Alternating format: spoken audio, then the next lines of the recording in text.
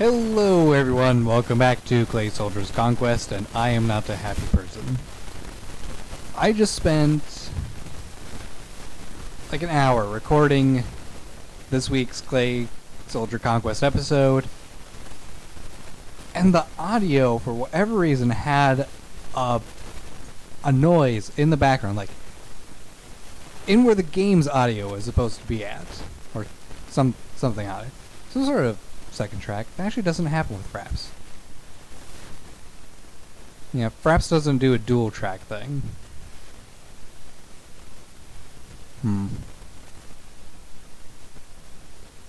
Anyway.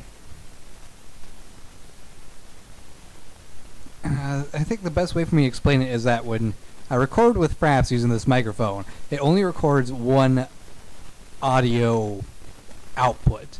Like, it doesn't record stereo, it records a mono track.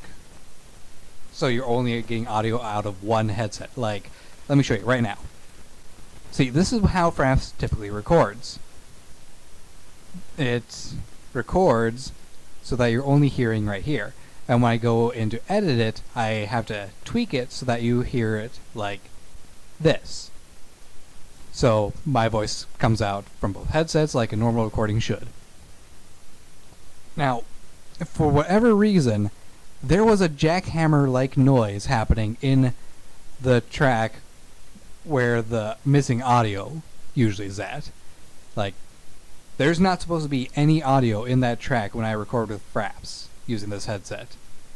Actually, it's not a headset, it's a microphone. When I record with this microphone with DxStory or Fraps, it doesn't get pickup for the other headset earpiece. This time, there was a jackhammer noise. Like someone was using a jackhammer on the other side of the wall from me, outside. And I have no idea why. I checked some recording I did earlier of a Scrap Mechanic. It was in that too. No idea why. So, I had to scrap all the footage. So this week's episode is going to be less we're doing stuff and more I'm going to be talking about what I did do. And we're going to go start with the Grey Barbarians at the Great Capital because that's where we always start. So over here at the Grey Barbarian Capital, these guys have been, a little bit busy. Ooh, got a little bit of teleport lag. Hold on. As I was saying, these guys have been a little bit busy gathering materials in order to supply a growing army. Which I haven't really gotten around to explaining how upgrading the army units is going to work out, but perhaps next week we will talk about that since these guys are going more militaristic and developing their military. So, keeping with that theme, these guys now have a butcher shop.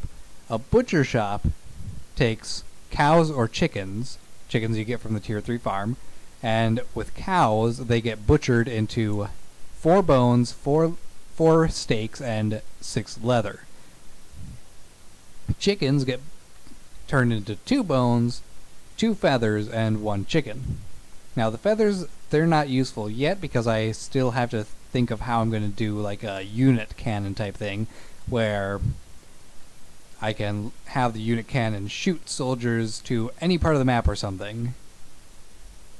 Or to nearby locations. I don't really know how I'm going to do that yet. It's a mystery to me. Anyway, the main part of it is that they're going to have cows to turn into leather, which is going to be equipped on most of the units that they have available. Over at the other areas, Asmar has upgraded to a tier 2 town, allowing them to have more space to build and the potential to become completely self-sufficient, not having to rely on anything from the capital. The lag I'm getting right now is quite real. Anyway, with a tier 2 town, they have a slightly higher population limit. They have space to build houses to have even more people around here. They could even build their own alchemist area if they so desired. For the time being, they're just with this. And as for over in Astrakhan, they're still just a tier 1 town that's dedicated to training soldiers into units. They'll get upgraded eventually. Maybe become more than just a soldier creation town. For the time being, they're exactly the way they would need to be. On to Purple Magi. So, over here at the Purple Magi capital, the main change was that they upgraded their town to a tier, not their town, their farm to a tier 2 farm, allowing them to get more wheat every week and more cows. Well, actually getting cows. Their alchemists are now going full force into bread baking. They don't really need any iron for the time being. They're just mainly focused on building up a population. Mainly so they can upgrade everything to tier 3 and have it fully functional. Over in their nearby town of Ainsworth, they have upgraded as well to a tier 2 town, allowing them more area to access and all the same benefits as Osmar got. Just is a little bit different location and looks a little more interesting as a result. Now, what I did off camera before I was recording is that I got the Purple Magi to get a 3rd town made. They now have Eldon across the river, and they founded on a horse node. It's an area full of horses that they can use to train cavalry units. What I did on camera originally was I made the stable, which is a very interesting workshop. It requires 4 soldiers for it to function fully, and instead of giving a specific output of horses, they instead get a random number of horses tamed and trained for combat every week. And that number is 2 to 5, which is determined by a roll of a d4 plus 1 to get the number required. But for now, they are just producing wood. They do not have the spare workers to actually operate the stables, so it's just empty for the time being. When they get more people over here, I will turn it into a fully functioning stable. And that was it for the Purple Magi. On to the Frostkin. And here we are, the Frostkin. Now, kind of going the same route as the Purple Magi, these guys are focusing on getting more population. They already were at their maximum population, in fact. They had 42 out of 42 civilians and workers in the capital. They also have a tier 3 alchemist, as I recorded in a previous episode, which is very beneficial. They pumped out 16 iron this week, which is a very large amount of iron, and honestly they don't need that much. So I haven't decided what I'm going to have the alchemist working on for the next week. Aside from that, they have a tier 3 house now.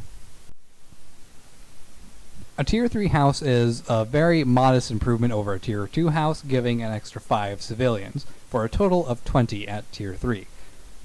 A tier 2 house gives 15 civilians, and a tier 1 house gives 10. Now, it might not seem like much, but if you have, let's say, 4 tier 3 houses, that is 80 civilians able to work and turn into soldiers, plus the 12 that you get from the mandatory tier 3 town hall. That is 92 soldiers running around, not meant for combat. And of course, the soldier count doesn't count into, or it doesn't take away from the civilian cap. So the soldier cap and the civilian cap are separate, meaning if you had a whole bunch of different soldier barracks and a whole bunch of houses, you can have a lot of guys running around. The civilians, not really that important. They're pretty much useless when it comes to combat because they're passive. They have wheat, they don't fight. And over in the town of Savager, they were a tier 2 town first, before anyone else. And in order to keep up with their future demand that they're going to be having, they have a tier 2 house as well, giving them a good amount of civilian population. I think they're up to 25 at this point. They got the alchemist turning their meager supply of wheat into bread. Pretty much they're just turning all their wheat straight into bread right away. They're not shipping it anywhere, it's just turning it bread right here. What they rely on is getting some clay shipments from the Frostkin capital to here to turn into civilians. Eventually they will have this nether node turned on, and that will give them access to some magi units. Some very specific ones. I haven't fully decided how I'm going to be doing soldiers quite yet, but we're still a bit ways off from combat, so that's fine. In fact, I'm hoping to get a lot closer to combat over time. I'm going to speed up some of the stuff off camera, so the series doesn't drag out too long. Anyway, that's everything that we did in the episode. Not a huge amount of stuff done, but a couple pretty interesting points that happened, and some discussion that had to be deleted, unfortunately. Now, hopefully this video doesn't have the same jackhammer problem, otherwise I'm going to have to do this entire shtick all over again, and my throat is getting a little bit sore. So, hope you guys are enjoying the series. Give a like if you are. Subscribe if you want to keep seeing this series, as it's going to keep coming out in the future. And I will see you in next week's episode. Take care, guys, and goodbye.